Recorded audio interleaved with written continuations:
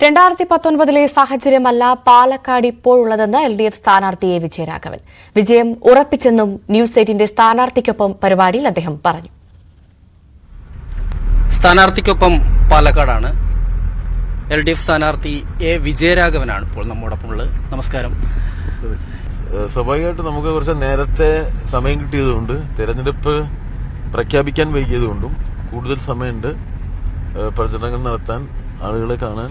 അപ്പോൾ നമ്മളത് ആളുകളെ കാണുക, അതോടൊപ്പം ചെറിയ യോഗങ്ങൾ, വീട്ടുമുറ്റ സദസ്സുകൾ, അങ്ങനെ ഒരു ബഹുജന സമ്പർക്ക പരിപാടി എന്നുള്ള നിലയിൽ കിട്ടിയ സമയത്ത് ഫലപ്രദമായിട്ട് ഉപയോഗിക്കുന്ന തരത്തിലാണ് കാര്യങ്ങൾ പ്ലാൻ ചെയ്തിട്ടുള്ളത്. ക്ഷേമ പദ്ധതികളും അതുപോലെ തന്നെ ജനപ്രിയ പദ്ധതികളൊക്കെ ഉയർത്തി കാണിച്ചുകൊണ്ട് തന്നെയാണോ വോട്ട് തേടുന്നത്? അല്ല, ഇത് പാർലമെന്റിലേക്കുള്ള തെരഞ്ഞെടുപ്പല്ലേ, എങ്കിൽ പോലും അത് ഉയർത്തി കാണിക്കുന്നുണ്ടോ? അല്ലെങ്കിൽ ഈ ഒരു സംഘപരിവാറിനെതിരെയുള്ള ഒരു പോരാട്ടത്തിൽ ഇടതുപക്ഷത്തിന് കൃത്യമായ ഒരു സ്പേസ് വേണം എന്നുള്ളത് അതാണോ പ്രധാനമായിട്ട് ഉന്നയിക്കുന്നത്? ഇത് എല്ലാം നമ്മുടെ തെരഞ്ഞെടുപ്പ് പ്രചരണത്തിലുണ്ടാവും, അത് സ്വാഭാവികമാണ്.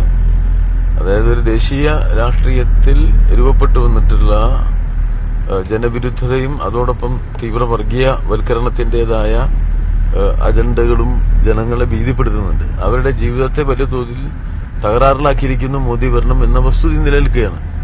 അപ്പോ വർഗീയവൽക്കരണവും ദാരിദ്ര്യവൽക്കരണവുമാണ് അവർ നടത്തിയിരിക്കുന്നത്.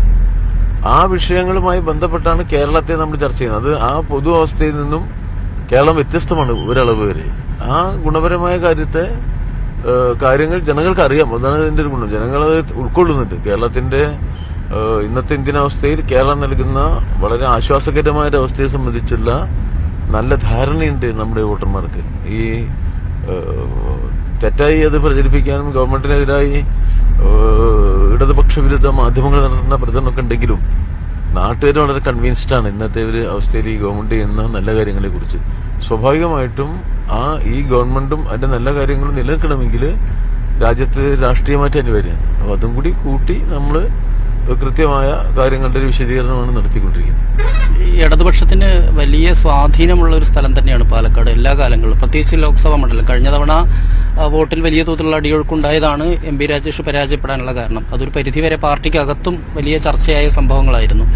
ഇത്തവണ അത്തരം പ്രശ്നങ്ങളെല്ലാം പൂർണ്ണമായി പരിഹരിച്ചുകൊണ്ട് ഈ അടിയൊഴുക്കുണ്ടായ സ്ഥലങ്ങളിൽ അത്തരത്തിലുള്ള പഴുതുകൾ പൂർണ്ണമായും അടച്ചുകൊണ്ടുള്ള ഒരു പ്രചാരണ രീതി തന്നെയല്ലേ നടക്കുന്നത്?